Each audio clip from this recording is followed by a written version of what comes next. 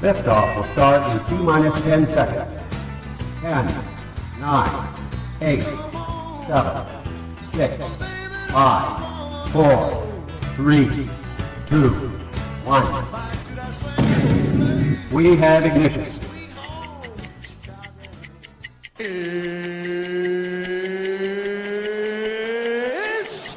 time! 15 seconds from Game 7 or from championship number 6.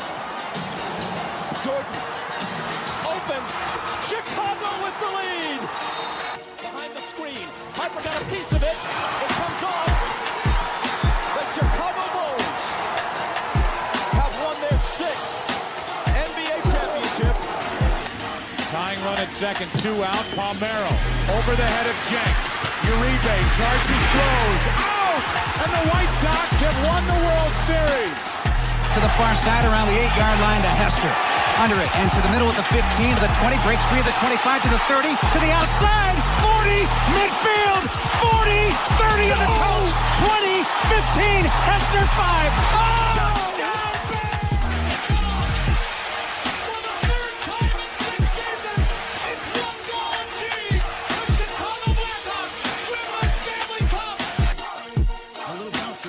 Toward Bryant. You will glove it through to Rizzo. It's in time. And the Chicago Cubs win the World Series.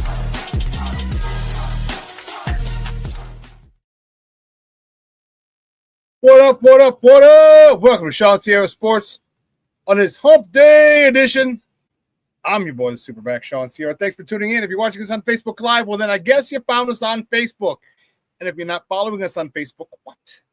Come on, go to Facebook, type in Sports Zone Chicago, click the like button, and now you're following Sports Zone Chicago. Simple. Now, if you're watching this on our YouTube channel, excellent. And if you're not subscribed to our YouTube channel, for real, come on, go to YouTube, type in Sports Zone Chicago, click the subscribe button, but also click the notification button. That's the little bell next to it. That'll let you know anytime a show from Sports Zone Chicago is going live. Get it? Got it? Good. Now. Oh, hold on. Now, you can also tweet the show. Tweet us at Shy, that's CHI. Get this out of the way. At Sports Zone Shy, that's CHI. Now, if you want to follow me, just me personally online, want to know what I did? Let me tell you what I did. I made it nice and easy for you folks. Nice and easy. One handle for Facebook, Twitter, Instagram, Snapchat, and TikTok. All one handle at the Shawn Sierra. Listen. We got a great show, but I need you to get interactive. So whatever platform you're watching us on, whether it's Facebook, YouTube, or our mobile app, leave a question. Oh, not the mobile app. That's coming up later. Leave a question or comment on that platform. It'll come up here in the thread. We'll put it up on the screen. We'll incorporate it into the show. And that, my peoples, is what makes this the best morning Chicago sports talk show around. And that's you. So bring them all, baby. Questions, comments, smart-ass remarks, because ain't nobody scared over here. Like The Rock said, baby, don't sing it. Just bring it. Let's check the chat because the chat seems to be jumping already. That's what I'm talking about, baby. Oh, man. Rick Gonzalez isn't here in the house. Says, good morning, Shawn. Nice job of poking the Cubs with a Tom Petty song. That was all Steve-O. That was Steve-O, and Steve-O's a Cub fan. He said, bear down on FGB. Listen, FGB, I don't give a damn what time of day it is, night it is. Ain't nothing wrong with an FGB. Hey, listen, you know what? If any of you have my number, or if you follow me on Facebook and you send me a text message or you send me a message via Messenger, FGB, it's always welcome. I'll probably send back a thumbs up or a heart sign. I don't give a damn. FGB. Michelle Walls in the Mickey Picky house said, what's up on a hump day and NBA draft night is here? Yes, it is, baby, baby. Yes, it is, doctor. Yes, it is. My man Black Diamond's in the house. He's like, what's up? We still bet you.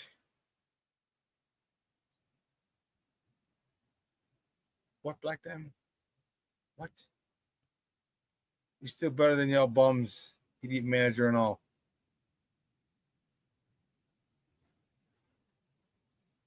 All right, we might have to put you in timeout for a little bit, Black Diamond. I'm not saying, I'm just saying. I'm just saying.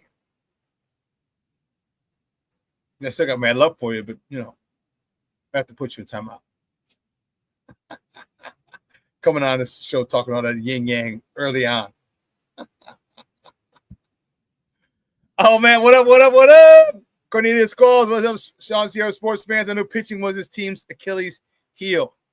Please don't say Achilles around Pacers fans, Cornelius. Please do not. Very touchy subject. I'm not a Pacers fan. Just don't say it around Pacers fans. Oh, I said, look who's early. He's in early, baby. What's up? King Booker World checking in. He says, salute everyone. And Shawn, what's up, King Booker World? He's getting in early. I like it, Papa. Thank you for tuning in. Levette Lee checking in. Happy hump day, y'all. She says, good morning, Levette. Thank you, Mama. I appreciate you for tuning in.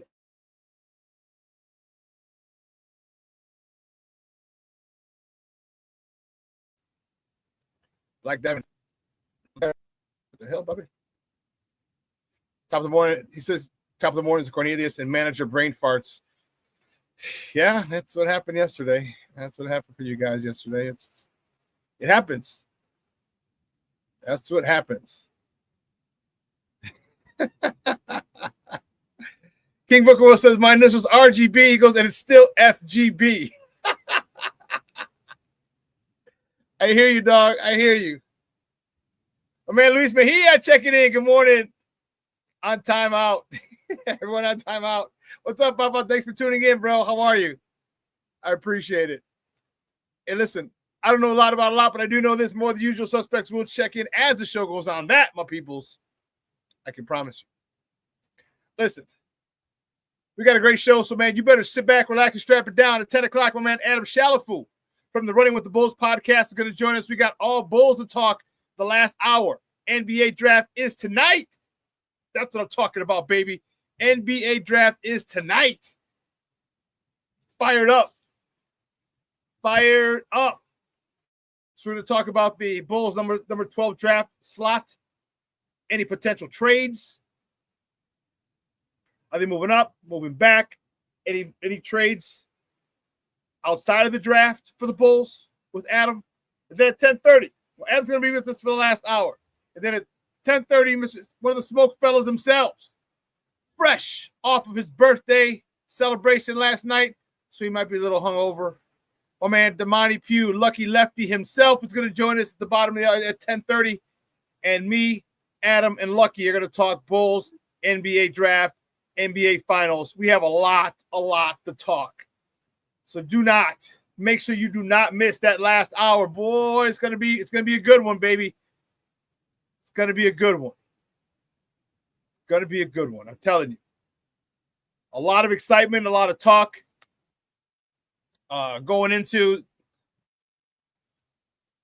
the draft.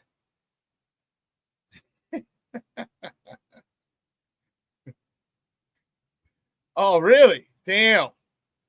King Booker Will said it's hard being a Grambling fan and not being able to wear none of the stuff because the G looks like the Green Bay one. Yeah, I hear you, bro. I hear you. Every time I see Glenbrook West's helmet, it makes me sick to my stomach.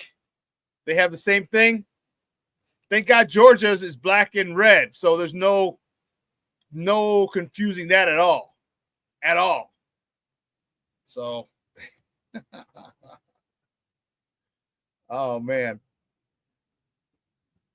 We got some Sky to talk. King Booker World, your girl was putting in work last night. Your future ex-wife was putting in work. We got Chicago Sky to talk, and now she's going MIA.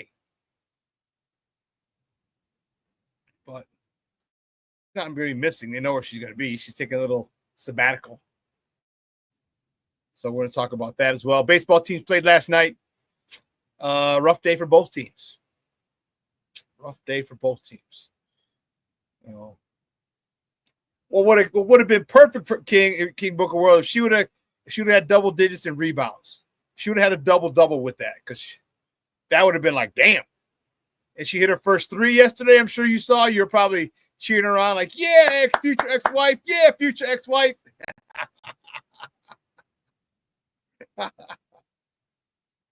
Oh, man. But that would have been perfect had she been able to get a double-double yesterday. Hey, don't get me wrong. Solid. Probably her best game of the season. Not probably, definitely her best game of the season. Maybe her best game since she's been a member of the Sky. She looked nimble. Her footwork was beautiful. It was, you can tell, because of yesterday's game, you can tell she did some footwork. She did a lot of work on her footwork in the offseason. Everything was smooth. No wasted motions. No clunky, awkward steps like she had last year. Everything was smooth on her yesterday.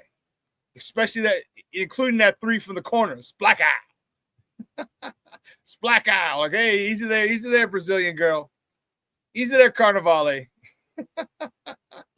You ain't Steph Curry, ma. Don't get crazy.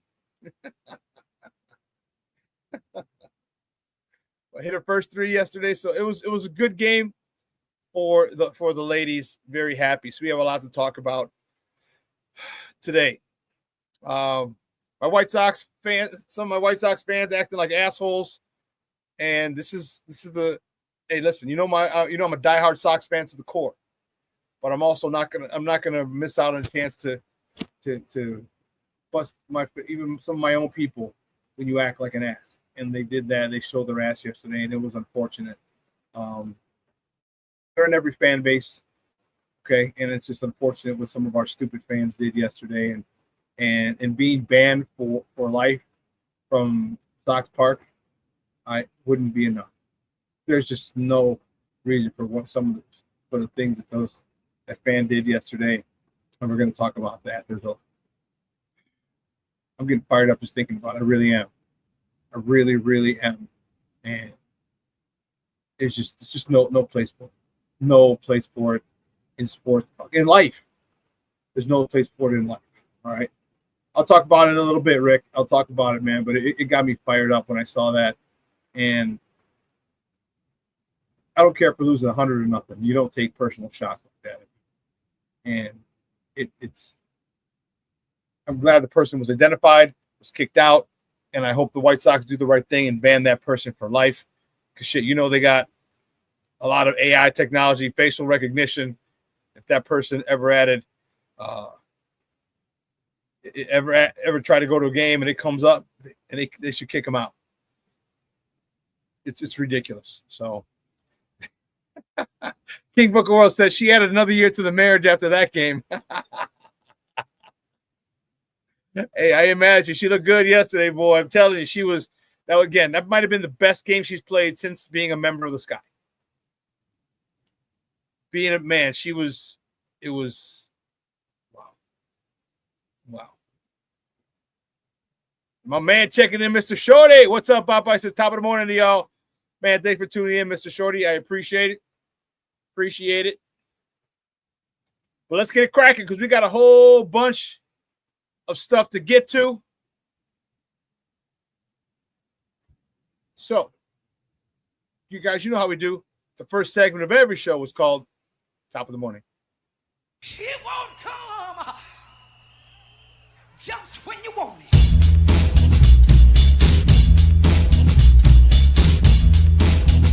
Top of the morning to you.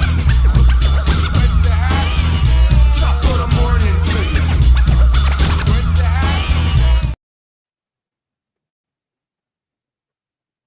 Yeah. The first top of the morning topic. Sorry, I'm just doing something real quick. I didn't get a chance to get it done right before the show.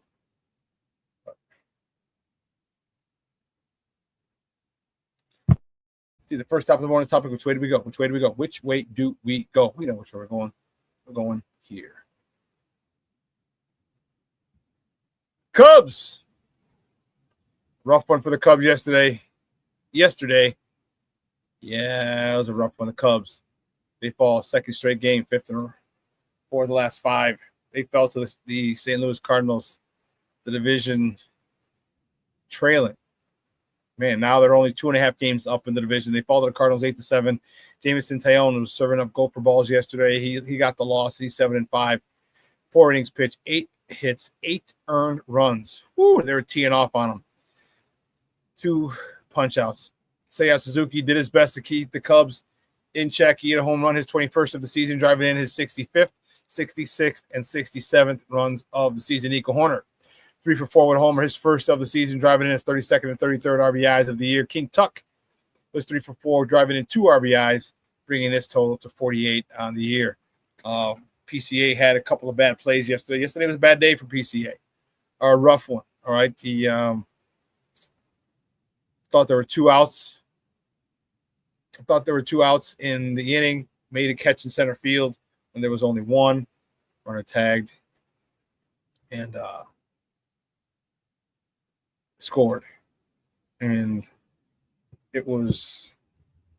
Then he had a runner on third, and he bunts to get on base, which caught King Tuck, who was on third. Caught him by surprise. He didn't know. I mean, and then Craig Counsell. I'm okay with it. Craig Counsell put him on Front Street and said he did that by himself. That wasn't called. And he put the youngster on Front Street. And I don't think it was a bad thing. I really don't. I think he learned from it. And I think PCA will be better for it. I'll tell you what. I would not be surprised. Let me take this down.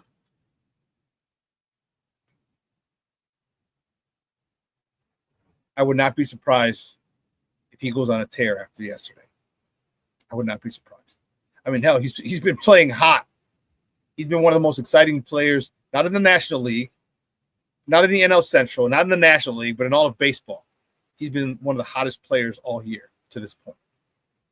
Do not be surprised if he snaps hand after yesterday. He's embarrassed. Okay. He knows he's the butt of a lot of jokes. You can't count to 3. Okay. And that run turned out to be the game deciding run in that game. The poor at bat when he had a runner on third. Embarrassed. He's embarrassed, and as superstars, he wants to make up for it.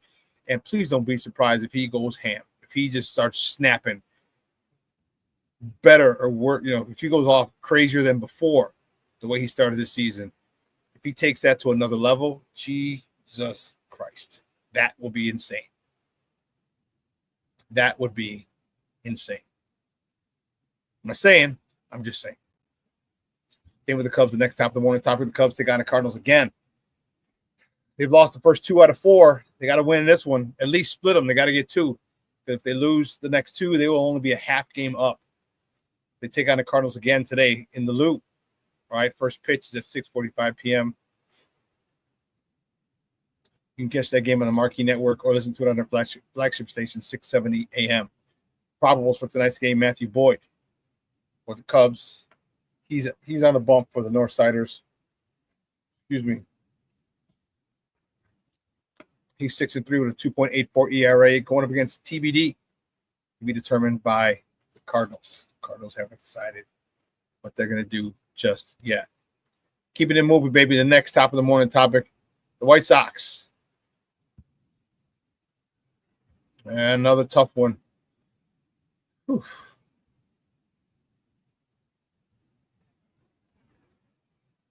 Where did that one go, Steve-O? Did you put that? Did I add that? Apparently I didn't. Oh, come on. Come on, man. There. All right. Pardon me for a moment.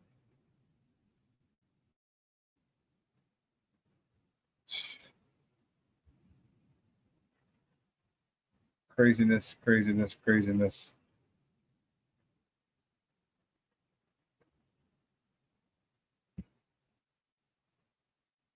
Yeah, this is.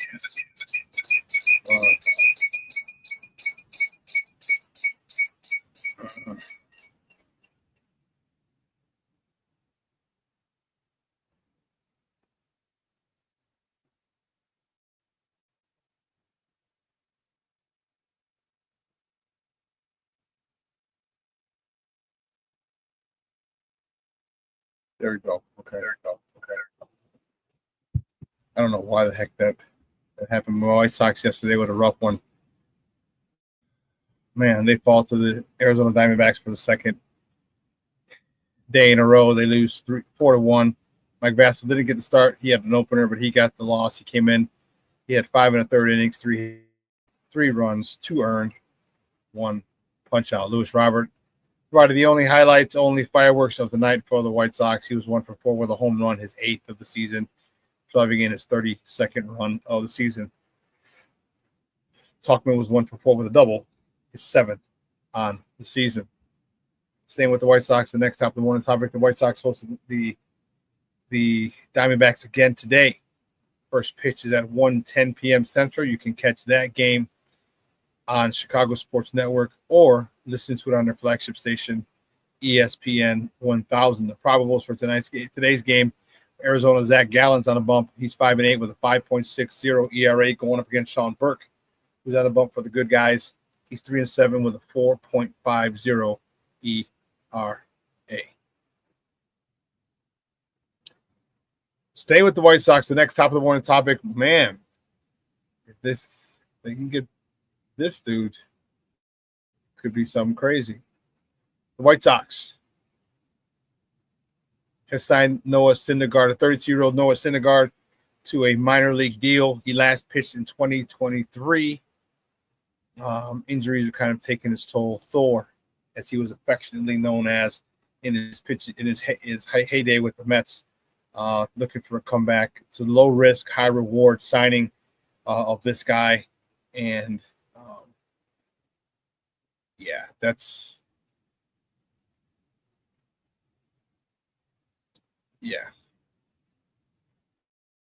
it's good. I'm excited.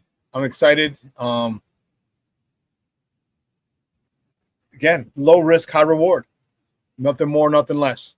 This guy can come back and. Ozzy said this morning, we need inning eaters, and Noah Syndergaard, he's not going to be throwing 100 miles an hour like he was in his heyday.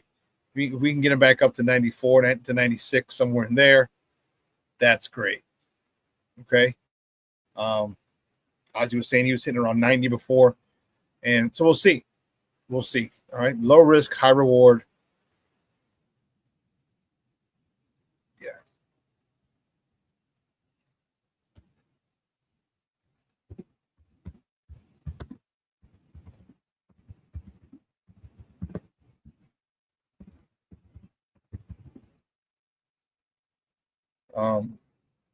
So let's get this next one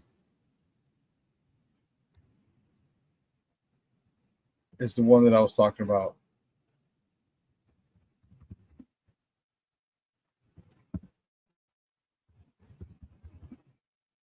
And this has really got me fired up.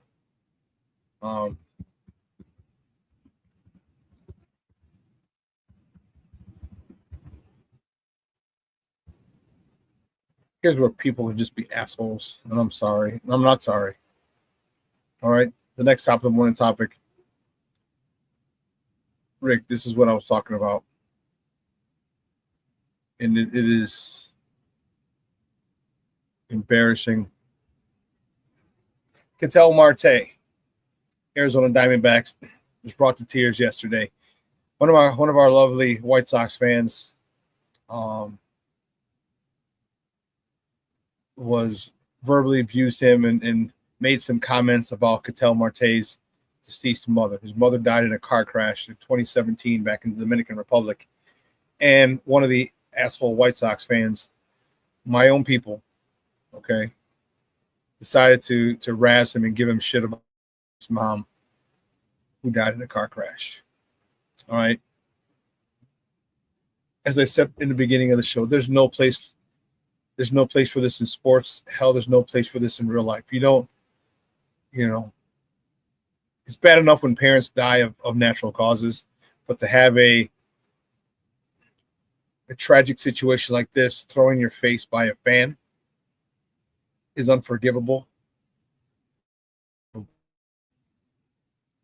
They pointed out who the fan was. The fan was immediately removed from the ballpark, and a lifetime ban from Stockton Park wouldn't be enough in my eyes. There's certain things you just don't do. Certain things you just don't say. And you that fan crossed the line, and man, my heart goes out to him because he was in tears. He was in tears, a grown-ass man in tears. Okay? You know, he has a special relationship with his mom, obviously. All right, for him to react like that, and for someone to be that callous, that cold, that insensitive, it's ridiculous. It is up and up ridiculous. This happened. Brandon, what's up, Papa? This happened last night.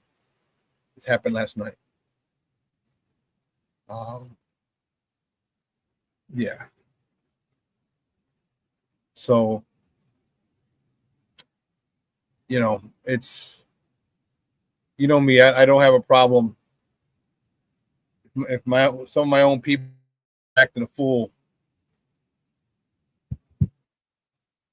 I have no problem calling them out. And this fan acted more than a fool. He acted an ass. Again, my heart goes out to Ketel Marte for having to deal with this nonsense. Like I said, but Brandon, it happened last night. It's, you know, I have a special relationship with my mom, as many of you know. I take care of her. And, you know, when she passes, because none of us get out of this game alive, you know, I just hope it's a peaceful one. You know what I mean? And not a tragic situation like his mom. And if someone were ever to throw that in my face, if it wasn't peaceful, or even just throw it in my face that she's gone when she does, because she's still alive. Birthday's next week. Yeah, I would feel some sort of way about it too. So I hope they ban this young man or this person. I believe it was a gentleman. Not even gentleman, it was a male. Hope they ban him for life. That's just there's no freaking place in life, in the hell with sports, in life to talk to people and to throw in their face the fact that their parent died tragically. None whatsoever. I hear you, bro. King Booker Wolf says I lost my mother in 2005, and to this day I'm not right and would give mine if I could bring her back. I hear you.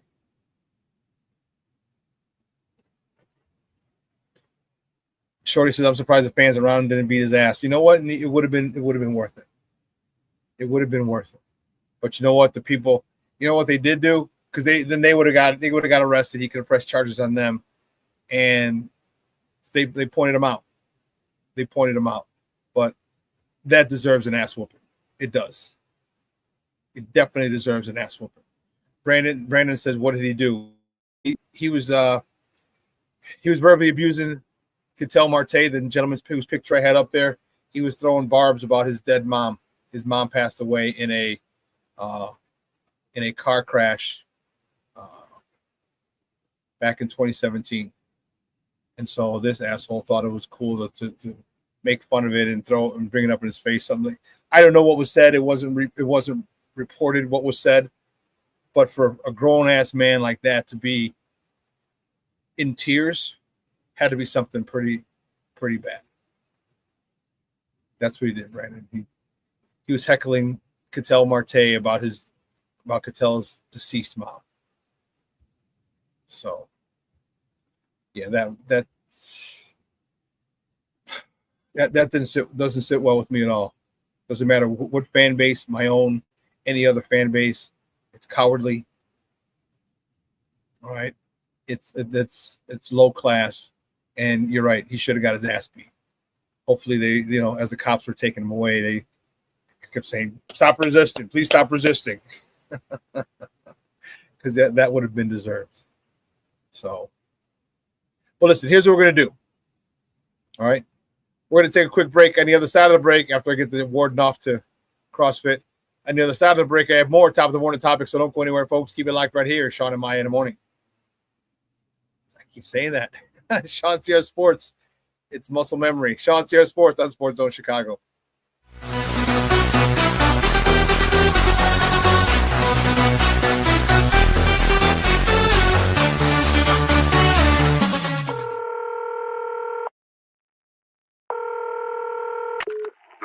Operator 901, where's the emergency? 127 Brymere. Okay, what's going on there? I'd like to order a pizza for delivery. Ma'am, you've reached 911. This is an emergency line. Large with half pepperoni, half mushroom. You know you've called 911. This is an emergency line. Know how long it'll be? Okay, ma'am, is everything okay over there? Do you have an emergency or not? Yes. And you're unable to talk because... Right. Is there someone in the room with you? Just say yes or no. Yes. Okay, it looks like I have an officer about a mile from your location. Are there any weapons in your house? No. Can you stay on the phone with me? No. See you soon. Thank you.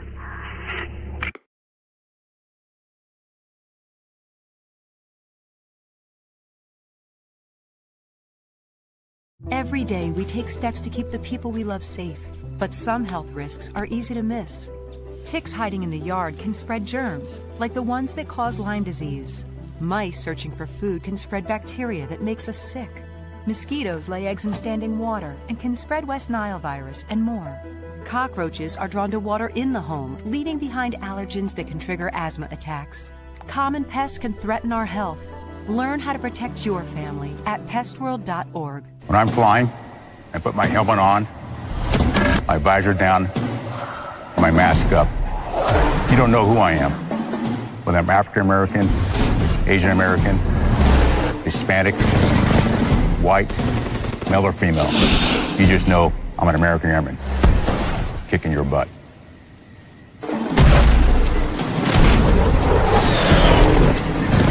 I'm General C.Q. Brown Jr. Come join us.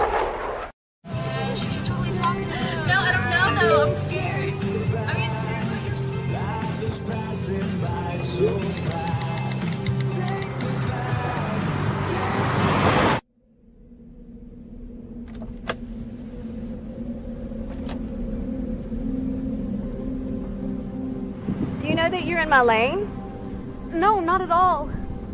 Are you not paying attention? Are you texting? I was just checking in with my mom. I was telling her that I thought we'd be home by 6.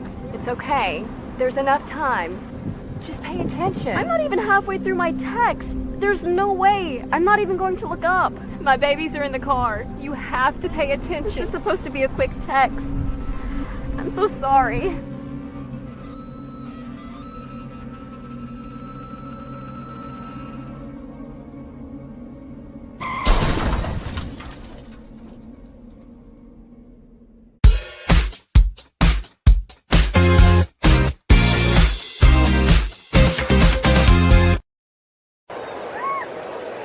Got him up and in with a fastball.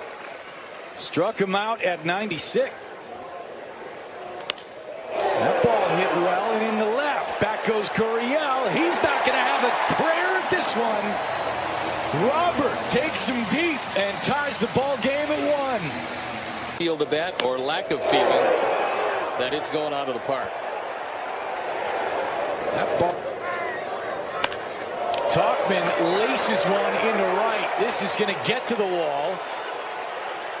Talkman will head to second base, in with a slide, and it's a leadoff double. Welcome back to ShawnSierraSports on Sports Zone Chicago. Those comes courtesy of the Chicago Sports Network. Those were 2 of the 3 hits that the White Sox had yesterday. 2 of the 3 hits yesterday. One was a homer. The other one was a double by Talkman, as you saw in the corner. That was insane.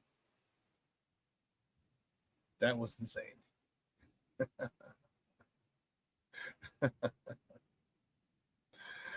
Oh, man. Wow. Well, you know, let's get back to it. We were in top of the morning topics. So we got a couple more to go to.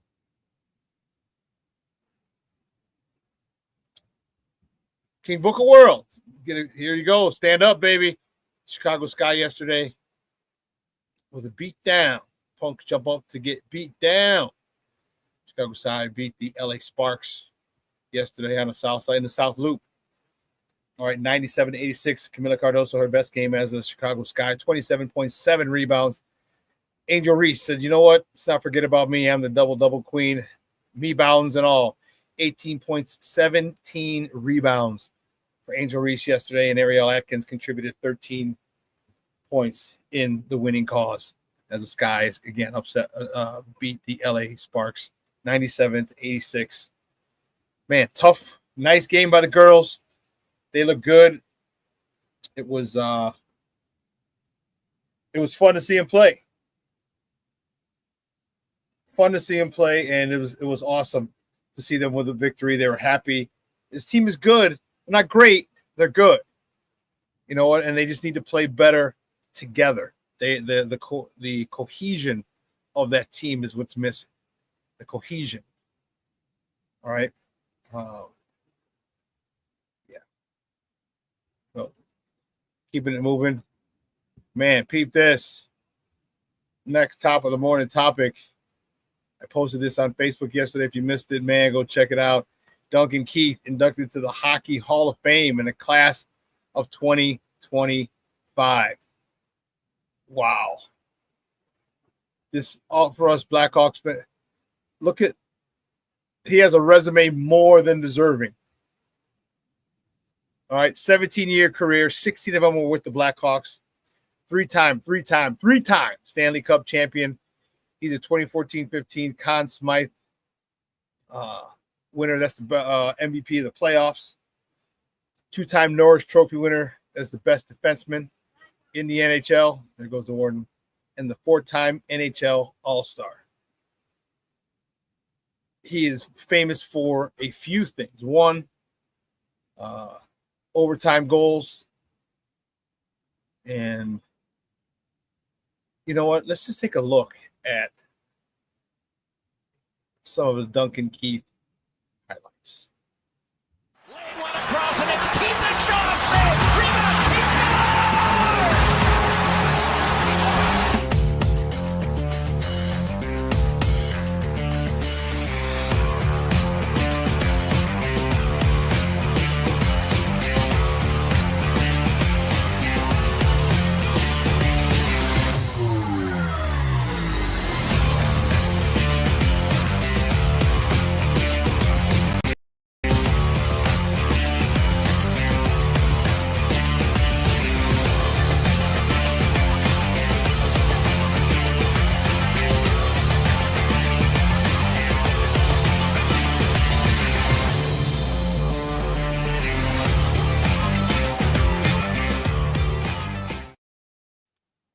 Man, Duncan Keith was an Iron Man. You talk about old school player.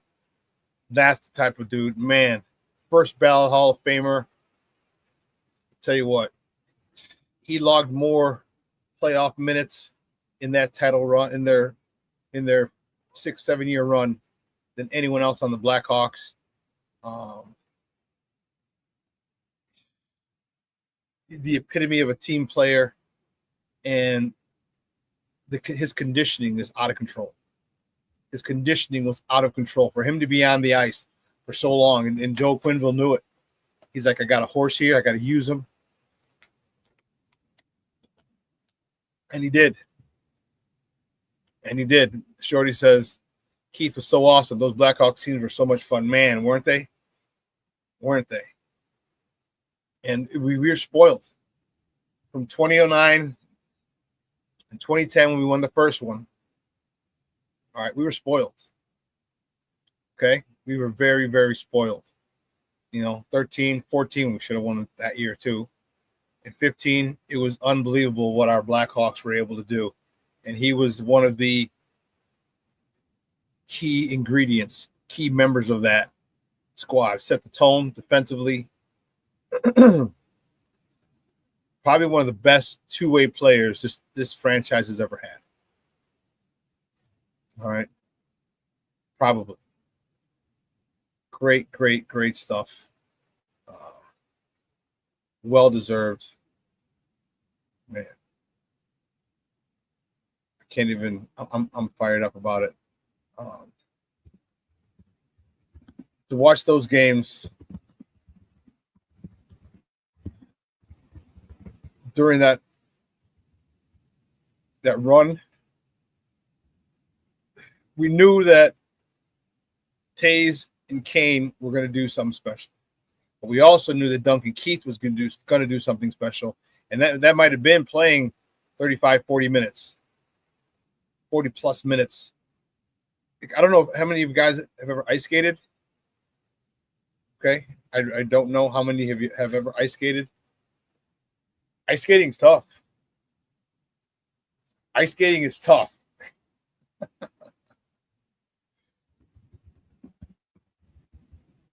And to do it backwards, it's, as he had to do most of the time being a defenseman. It's crazy. So hats off to him. Well deserved.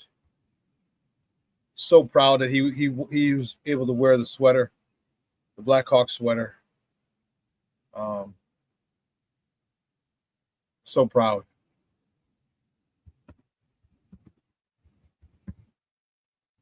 And it's great. And I've been a Blackhawks fan for a long time, since high school. When I told you guys a story of my cousin, big time gangbanger, loved hockey, got me turned on to hockey as a kid, even sooner than that, back when Ron Hextall was a rookie and he took the Philadelphia Flyers to the finals, the Stanley Cup finals, to face the Edmonton Oilers in that dynasty. Messier, Gretzky, Grant Fuhr, Marty McSorley, Yari Curry, Andrew McSorley, all those guys, that whole Edmonton Oilers dynasty. That's when I really fell in love with it. And importance, I respect what defensemen have a tough job. It's a really tough job. And, I like guys who take on that position in the game. All right, it's a tough position. And it's not a glorious one. It's not there always seems to be blame. If you're giving up, your team getting up a lot of goals, you're always asking, where are the defensemen? Why aren't the defensemen poke checking? Why aren't you getting people why aren't you cross checking people out of the crease? Why? I tell you what, he was amazing at it. And we don't have those 3 Stanley Cups without Duncan Keith. We just don't. And as I said, first ballot Hall of Famer. Well deserved. So Mr. Shorty says, ice skating is about the hardest thing I ever tried. It takes balance, man. It takes balance. Rick Gonzalez says, I'm Mexican, so no, I never even tried.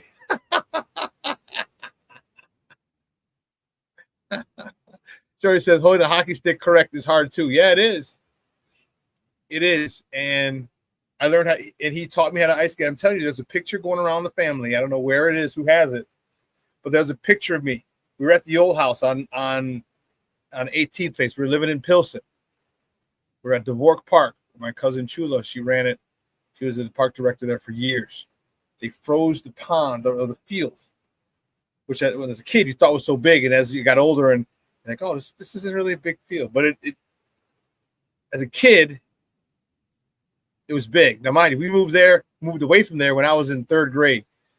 Was that 8 years old? So I had to be 5 or 6. There's a picture of me and hockey equipment. Okay. And my cousin standing behind me, we're both holding a stick. Like with, and he was standing behind me and my little ice skates. I had the 2 blades. So those of you who know hockey or ice skating, all right, obviously there's a single blade that players play on. But for young kids, when you start learning, it's 2 blades. It gives you more balance. So I had those on, and there's that picture. Someone, I don't know who in the family has it, but they have it. And I loved hockey since then. So to watch that run, to watch those key players. Obviously, we know Taze and Kane. All right, but let's not forget Dustin Byfuglien. Let's not forget Patrick Sharp. Let's not forget, Duncan Keith. Obviously, let's not forget Hossa, Haas. Okay, all those guys that contributed to those 3 should have been 4 Stanley Cup championships. Amazing. So, again, hats off to him. First ballot Hall of Famer. Well deserved. Man, love it.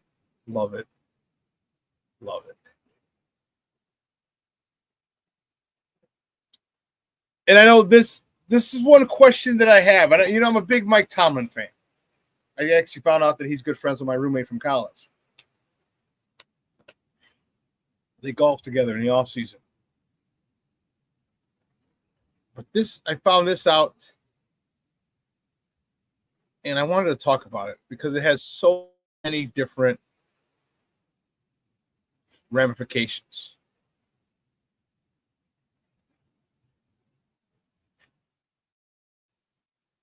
Come on. Has so many different ramifications. All right, because there's a big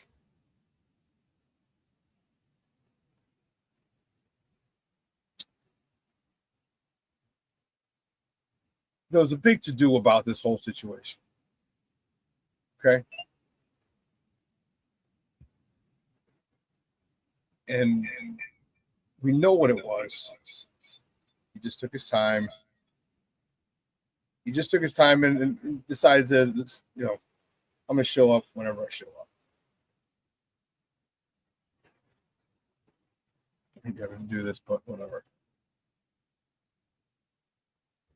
Aaron Rodgers stated on the Pat McAfee show that he's, quote unquote, pretty sure the 2025 season will be his last season. How did I put game? Wrong one. How did I put that? It's horrible. Oh, you know what? It wasn't me. It was the auto fill. So my question to you is this. Has nothing to do with Aaron Rodgers. Okay?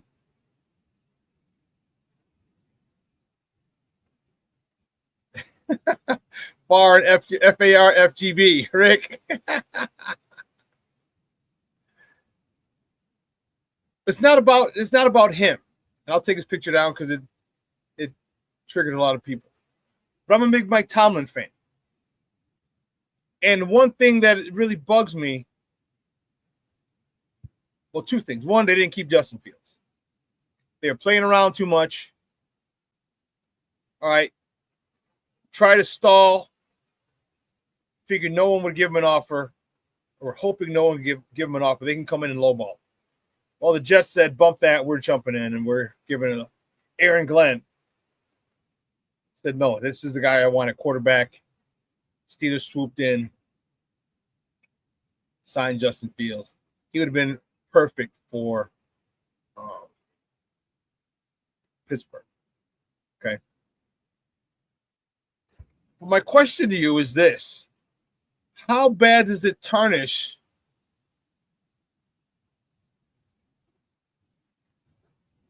or does it tarnish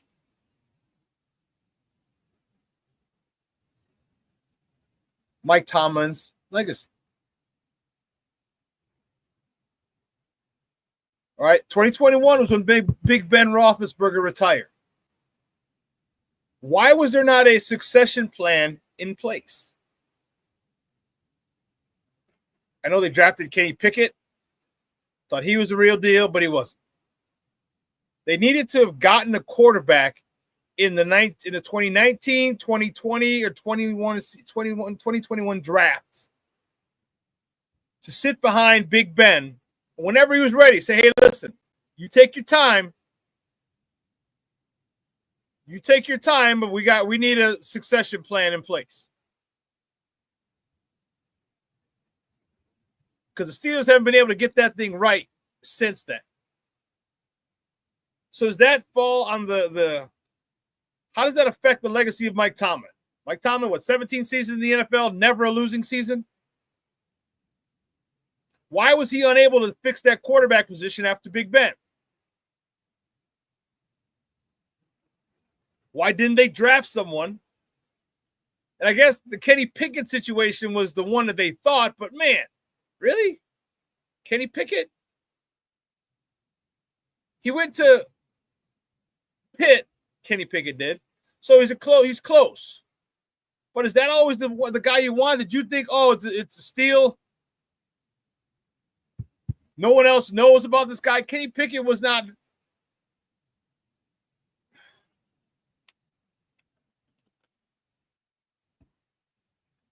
setting the world on fire at Pitt. And my question is, why didn't Tomlin address this? Pittsburgh are one of the oldest members, family franchises in the NFL.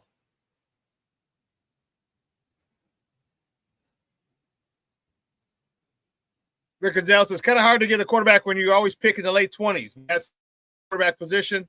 This is why the Steelers are going after vets. Yes, but you can't just go after vets now. Now you got to get a quarterback that's going to be there for a while if you intend on being a perennial contender. Shawn says Steelers settled on a 41-year-old quarterback. They did because they had to, because the guy's, I mean, we hate that son of a bitch, but the guy's good. That's why we hate him, because he's good and he beat us all the time.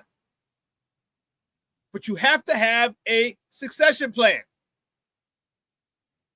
Mr. Shorty, I agree with you. They passed on Sanders 5 times. Yeah, this is what racism will get you. Many teams had him off their board. And this wasn't from the head coach. This is from up top. This is why I think the SmikeFellas and I had talked about this. They didn't like Deion Sanders. They didn't like Shedeur Sanders because he was young, brash, cocky. Had a couple of bad interviews at the combine. I get it.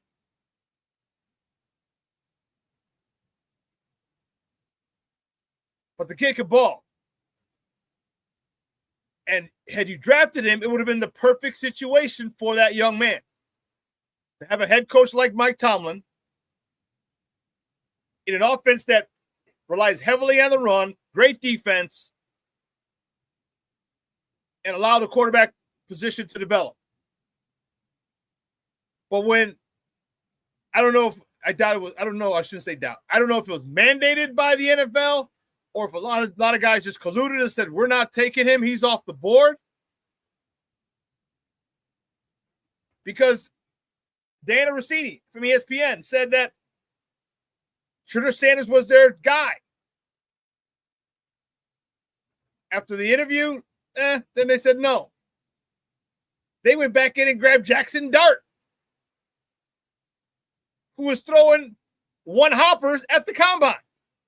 He was one-hopping receivers. How the hell do you one-hop a receiver at a combine? You got no pads. There's no defense.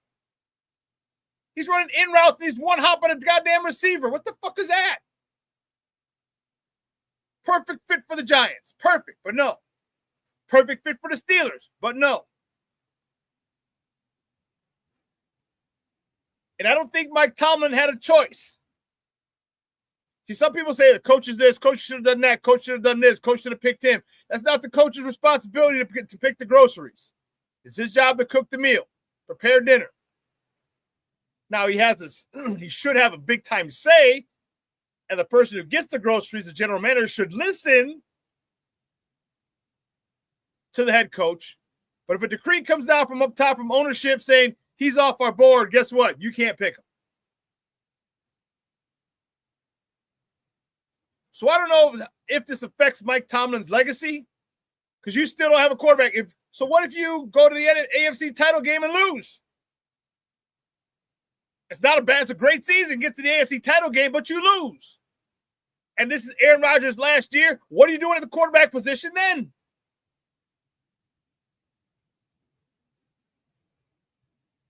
They need to find someone, some way to get a young stud quarterback. And they're tough. They're tough to come by.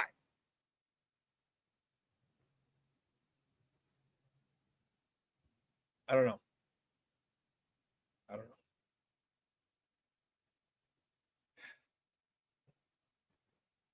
No, Mashawn, they said the Steelers don't have a future quarterback in place at all. No, they don't.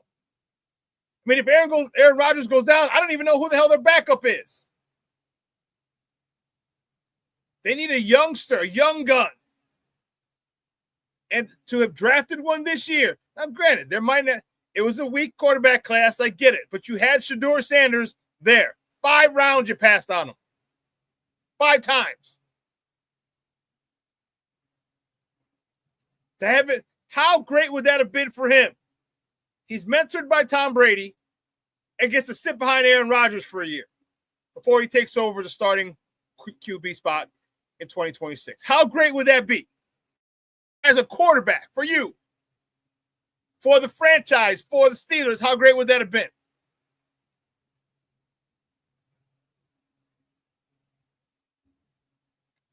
I don't know. When you hate something, you do a lot of times there's an old saying, don't cut off your nose to spite your face. When you hate something that bad, and they hated, it seems like there were so many people who hated Deion Sanders for his brash, bodacious attitude, braggadocious attitude, and his son. That they took him off the board, but he could be the best quarterback in this draft. Passed on him. 5 rounds people did. Doesn't make any sense. But here's what we're going to do. We're going to take a quick break. On the other side of the break, we're going to welcome my man Adam Chalifoux from the Running with the Bulls podcast. NBA draft is tonight. Oh, did I do that? Did I say that earlier? I did not. Should have said the last topic I want to talk about. The NBA draft first round is tonight from Brooklyn, 7 p.m. You can catch that event, not a game. Catch that event on ABC or ESPN. They're owned by the same company. Disney owns them all. So the Bulls have the number 12 pick. Make sure you check that out. We're going to welcome Adam Chalifoux on the other side of the break. And we're going to do a lot of things. And at the bottom of the hour, my man Damani Pugh from the SmikeFellas is going to join us at the show. All 3 of us will be on talking a little Bulls basketball, talking NBA finals, talking trades. Oh, wait till we talk about all the activity that's going on. Holy shnikes. To borrow a line from what's the movie? Chris Farley movie. Holy shnikes. Good darn it. Anyway, take a break. Adam Chalifoux next. Keep it locked right here. ShawnSierraSports on Sports Zone Chicago. Hey, it's your boy, the SuperBack, Shawn Sierra, and be sure to follow Sports Zone Chicago on all social media platforms, on Facebook, Instagram, and our Roku channel. You can find us at Sports Zone Chicago, and on Twitter, we are at Sports Zone Shy. Also, be sure to download our mobile app so you can take Sports Zone Chicago with you on the go.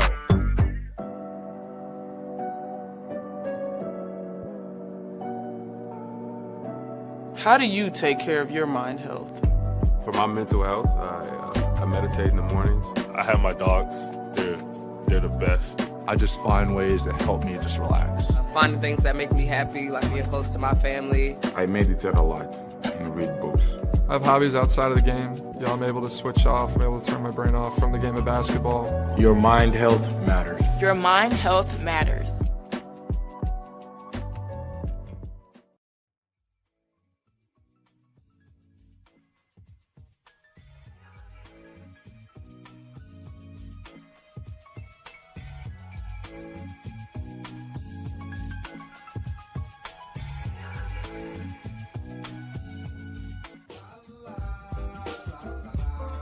It's a romance sport. What? It's a romance sport like that. This one Your Marine Corps' way of life is to defend the American way of life.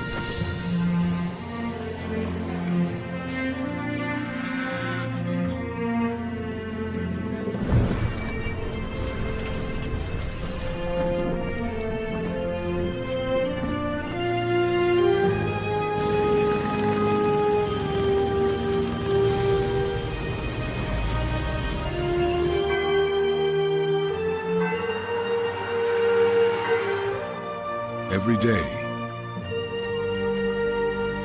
no matter where we serve,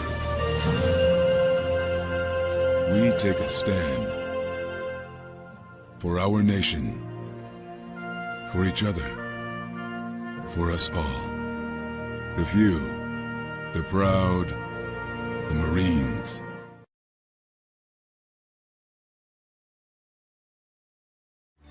Every body in a work zone is someone somebody. This is my mom. She works for KDOT. This is my dad. This is my mom. This is my daddy. This is my sister. This is my daddy. This is my son, Scott.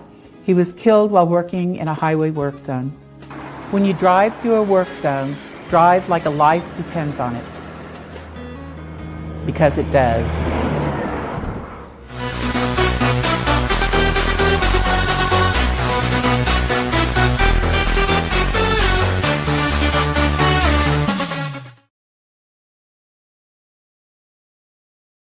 Field goal attempts this season have been three-pointers.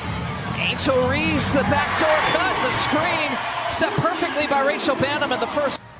Oh, Angel Reese, quick hands, and she's off to the races.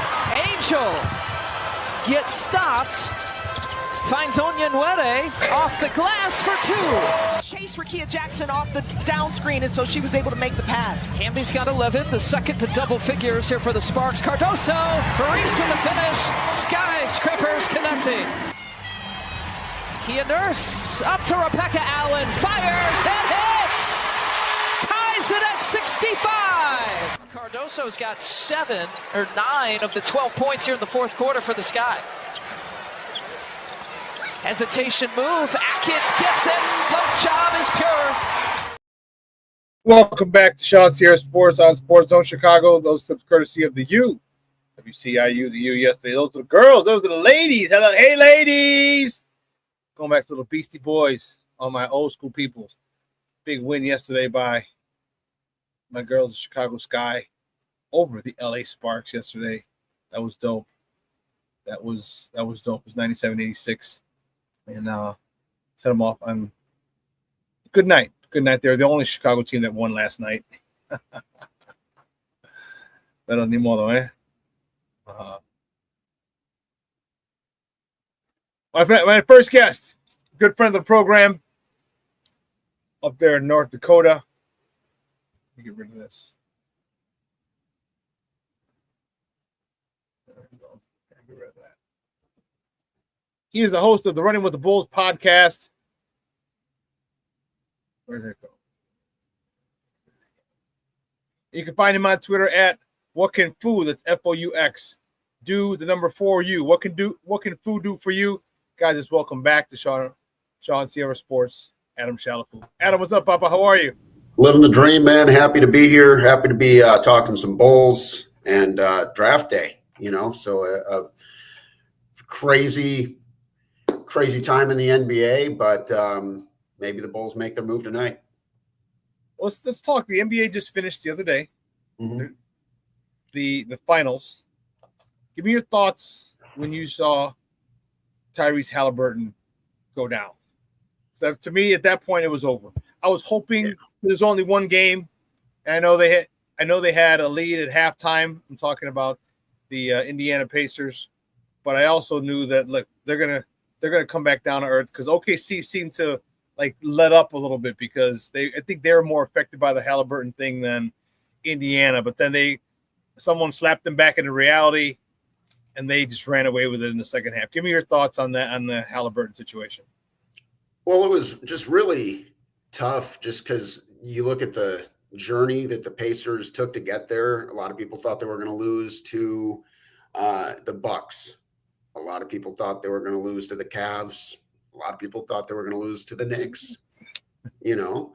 And even on Running with the Bulls, I think Josh took the Bucks. I think he picked against the Pacers all of the rounds, and he's not necessarily wrong for that. They were underdogs throughout. You know, there were a lot of things that happened in the playoffs that are sad, and some things that are going to affect next year and is going to kind of come back up with some of our Bulls talk.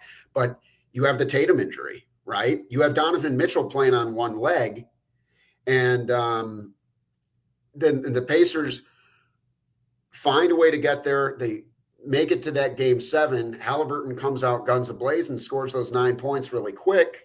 Yep. And then it was just kind of like if Rocky Balboa broke his hand in the first round against Apollo Creed, you know, like you have this awesome matchup. You have this awesome underdog story. And I think that like people joke and they toss around the word script all the time with professional sports. Well, this is a perfect example of there is no script. It's a dude out there fighting for everything he's worked for his entire life.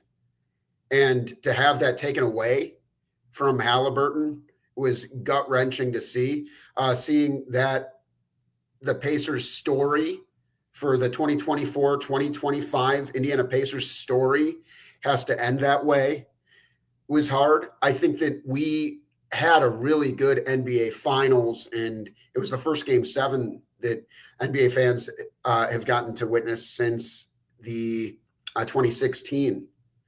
And so it was by default the most competitive in years, but I think we would have gotten a much more competitive Game 7 if Tyrese Halliburton is healthy. I think TJ McConnell, you want to give him a ton of credit, and I don't know how this little guy is getting those shots off. Proven shot blockers. Jesus Christ. Yeah, over the 7'4" dudes and the 7-footers, and he gets in there, he gets in the teeth of the defense, and I think he's such a great backup point guard. But when you think about the Pacers' run, there was one miracle maker, and that was Tyrese Halliburton. The impossible shots, the galvanizing, the comebacks.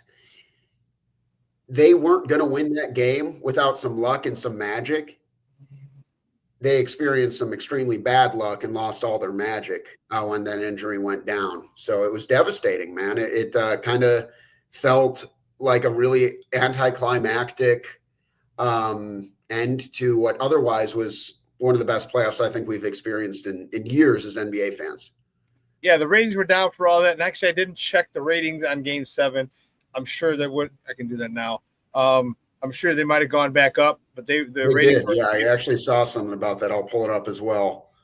You know, he was. Hold on. Finals 7.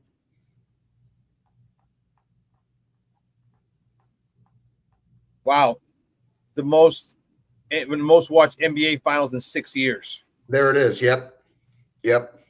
16.53 million average. 16.5. It peaked at 19.28 million. It's a lot of that's a lot of Mother Hubbards, dude. Yeah, and that's a lot of Mother Hubbards. And I'll tell you what, Halliburton, I didn't like him for some reason. I didn't like him. And then as the playoffs went on, and this is the great part about the playoffs. Here's where you build your legacy. Here's where you build, especially this new core, this new influx of talent. A lot of people don't know these guys because we don't know them through college. We don't build a relationship to them for 2 or 3 or 4 years in college and then watch them go to the NBA and do their thing there. We don't do that. They're one and dones. All right. So if a guy goes to Oklahoma City after his freshman year, we don't know who the hell he is. Yeah. Okay. And this is where the Halliburtons, he was getting more notoriety. The SGAs was getting more notoriety. Okay. A lot of other people, we knew Pascal Siakam was a world champ. Okay. But a lot of the other players, we knew Alex Caruso was a champ, but the supporting cast were starting to build names for themselves. Yeah. And it was great to see because that's where you make your legacy. That's where you make your name. Right. You get talked about being the greatest in the playoffs, not because of what you do in the regular season. And that's where you really can and maybe not be put in the greatest conversation, but have a whole bunch of people or everyday NBA fans know who you are. And I thought that was great that two small market teams went to Game 7. Mm-hmm. You know, especially after Game 1, where he stole Game 1. I was like, because you know the old saying, it never gets interesting until someone loses on their home court. Yeah. And that shuffled the deck. I was like, wow. Then they blew them out in Game 6. Is a good coming out party for a lot of these younger players that a lot of people in the NBA don't know. Yeah, Benedict Mathurin, man. I mean, that guy, he was willing them to stay in. It seemed like every time he was just getting hard fouls, you know, but he was just trying so hard to keep them in the game late. I think that dude's 23 years old. I've always liked his, it's a hard to put into words, like this aggressiveness he plays with, this confidence he plays with. He's fearless, you know? And I think at times he's been raw. He had a really kind of like up and down season, but I am expecting him to essentially break out next year. I'm keeping an eye on what Indiana is going to do with that point guard spot. Halliburton. I would be surprised if he is able to come back next year, just with how serious an Achilles tear can be. But, you see who had to kind of step up. Pacers are not going back to the championship next year without Halliburton. But I think they're still going to be a playoff team, and I think that they got some dudes who are going to step up. And then when Halliburton does come back healthy, he could be coming into an even better situation when some of those young guys that you mentioned are further developed.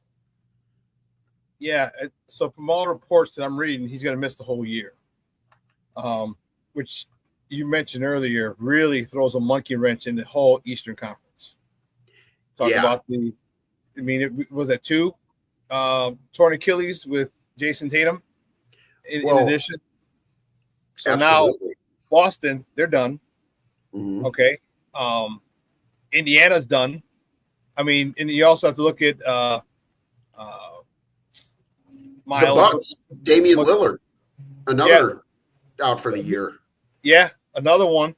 So you're looking at all these players. The East is going to be definitely the least of the two conferences. That's what I was kind of alluding to as well, because it does create a interesting situation for the Chicago Bulls, who may rise to the top just because other teams are falling to the bottom, you know, of that like top 8, that top 10.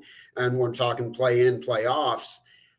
Even if the Bulls don't go out and make all these great moves, and maybe the Bulls get a little bit better, but some of these teams are a lot worse just for that year when they're dealing with an injury to a major superstar. And so it does certainly shake things up. Frankly, I think it's a shame for basketball, you know, to have those guys injured. You never want to see it. But it does really make you look at the East, and it's the Cavs. And then I want to say the Knicks, right? But they got no bench, which was exposed, and they don't have a head coach. And I think the Knicks, the writing on the wall right now is the Knicks thought that they were going to be able to get some interviews that they were denied on. And they should have been denied. They should have been denied, because that, and you know, one of my guys is a big New York. He's a Giants fan, but he listens to New York Talk Radio, you know, on the app, and they were just killing the Knicks, and they should have. How stupid can you be? This guy's taken to the final for the first time in 25 years, and you fire him. First back-to-back 50-win season since 1995, 30 years, and you fire him. Yeah. And you think people are going to say, "Oh, you know what? We'll let you interview our head coach." No, stupid asses. I don't give a shit if you're New York. No one's going to give you shit because you're New York. That whole the whole Jason Kidd thing, like, no, you're not going to be able to talk to him. So you're the stupid one who fired your coach who got you the furthest in 25, 30 years for whatever stupid reason. I still don't know what the reason was. And don't act like he runs his players into the ground. You knew that shit. He did it in Milwaukee. He did it in Minnesota. He did it here in Chicago. A leopard doesn't change its spots. He's not going to do anything different. And so you did this dumb shit, and now you're going to go ask people, can we talk to your coach? Can we talk to your coach? Can we talk to your coach? No, homie, get your own damn coach. New York looks like a bunch of idiots right now, and it's well-deserved. There's a James Nolan deal. He's the one who wanted to do it. Okay, good. Now you're the laughing stock of the NBA, and I got no remorse for you for your dumb ass. Sorry, I got fired up a little bit. No, I mean, I feel like I think Mike Budenholzer is probably like the guy who's gonna be at least make the most sense, and I think is a good coach.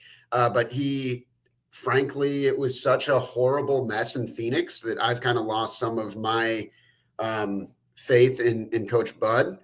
But I mean, to think you can fire Tom Thibodeau. Look at the Bulls, right? To think you can fire Tom Thibodeau and then get an upgrade is pretty foolish. It really is. And you know what? And every season, just like in football, especially in football, but in basketball, it changes as well. You never have the same team 2 years in a row. You can have majority of the same teams, but you never have the same team 2 years in a row. And you look at the Pacers. Is Miles Turner done? He's been there for 37 years. Jesus Christ. So that and every takes year out. He's rumored to be traded. Every year he's supposed to be a Laker. So, what happens there? And then we talk about the Greek Freak. All right. What the hell's going on in Milwaukee? Boston. We know what's happening there. Okay. There's just a lot of craziness going on in the NBA. And you're right. I could easily see the Bulls, the way they finished the season. I could easily see the Bulls getting into the playoffs because of what you said, the attrition. Teams just got worse. Boston, New York, they don't have a head coach. Now Indiana, 3 or 4 teams get worse and considerably worse. That bumps everybody else up. And I think the Bulls, it would be and I think that'd be a great thing for the Bulls because you get into the playoffs and now there's that expectation. And these guys for the whole season get to play together and be familiar with each other. So in the following season, in 26-27, you got a team that's pretty the chemistry is pretty good with that team, and the expectations are higher for that team. It could be a really good thing for this Bulls team. Yeah, I like what you're saying. It could be a year where they grow substantially. And then, I like what you're saying with that heading into that 26-27, this team could be in a whole different tier of goodness. They do have some of their work cut out for them for sure. And now it's the offseason. So look at our guy. Look at our guy. All right. There he is. Look at Matas. He looks starting like to put some muscle on. He's already starting to be in the weight room. Okay. I told you and I told everyone else on this God blessed show, wait till the 26-27 season. When he's got 2 off seasons, the kid's 20 years old.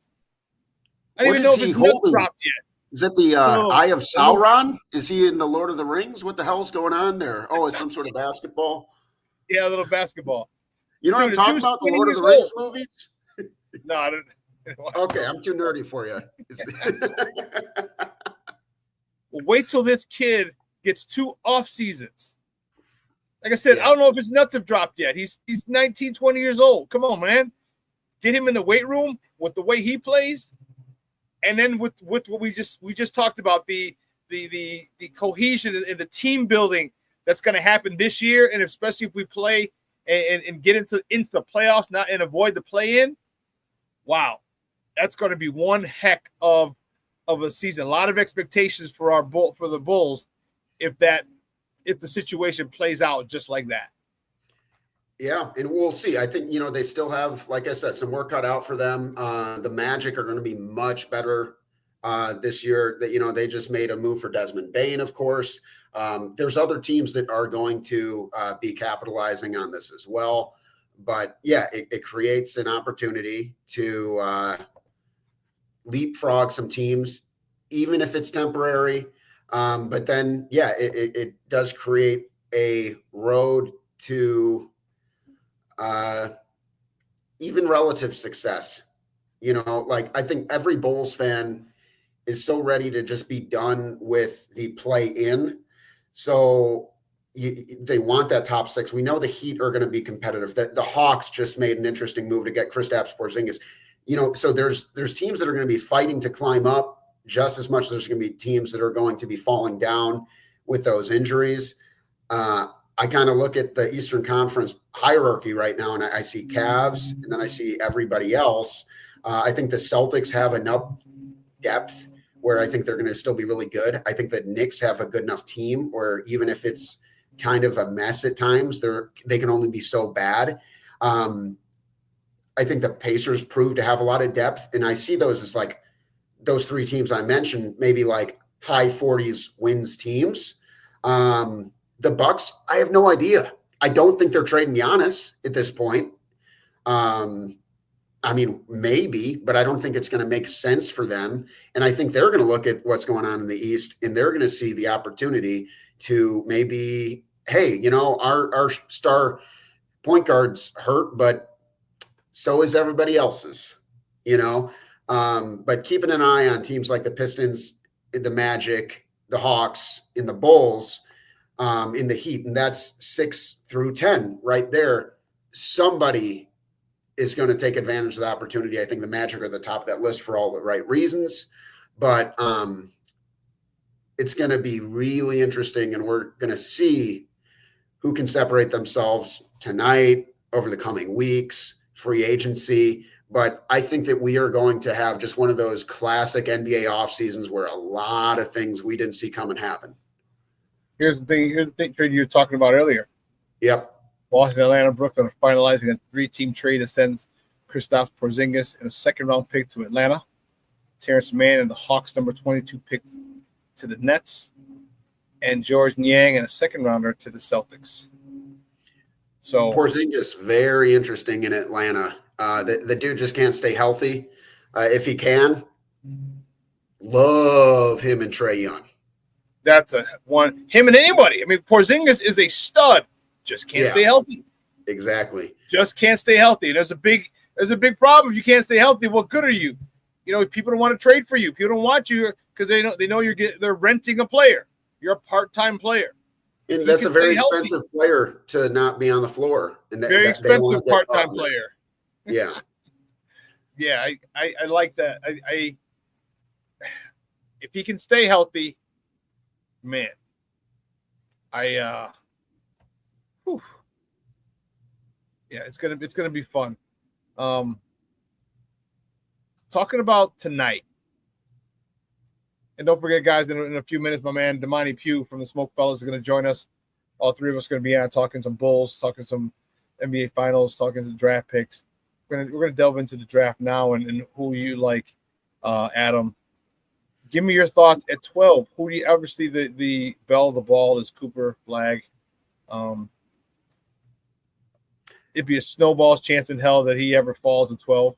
I think I've seen so many rumors. I'm seeing rumors that the Bulls are going to trade down. I'm seeing rumors that the Bulls are going to trade up.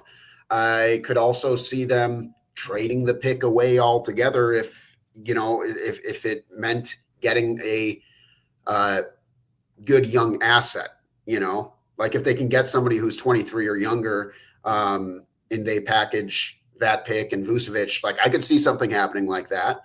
But the 2 names I'll say 3 names. I'm seeing Colin Murray Boyles. The Bulls seem to really like him. He's seems to be the consensus best defensive player in the draft.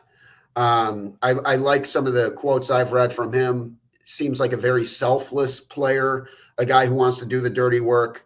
He brings some size and athleticism to that power forward spot. That being said, he's like 6'7", 6'8", and probably is not going to – you never know with Billy Donovan.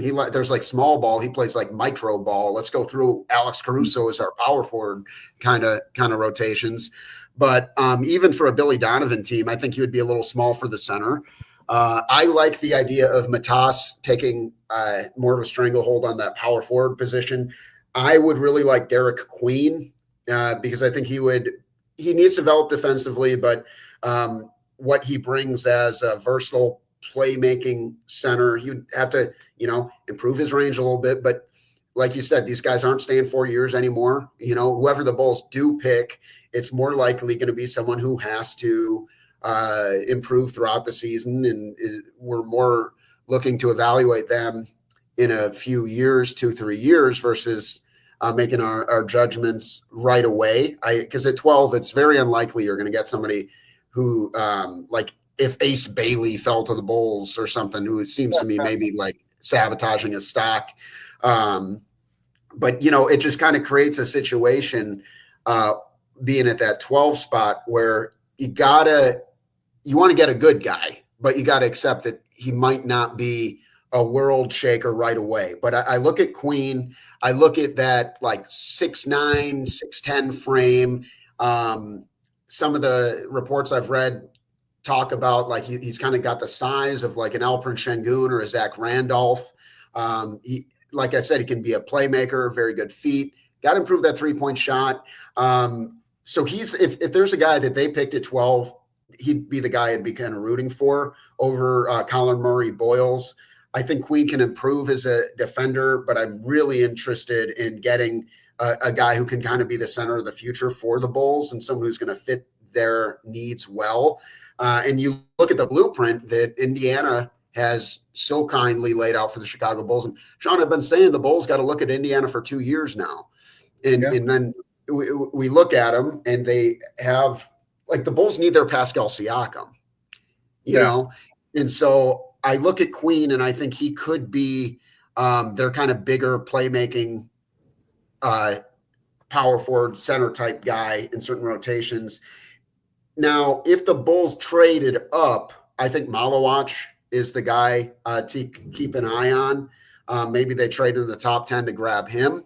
I would love that. I'm just a little confused. I like him a lot. Don't get me wrong. I like him a lot, but he just doesn't seem to quite be what the GMs have wanted as the Bulls kind of style of bigs. They certainly seem to look for more of a guy who can do a little bit of playmaking, has to have more of an outside shot. And Malawach, I think he could be like a better Clint Capella, but I think he's a lob finisher. He's a kind of a paint beast.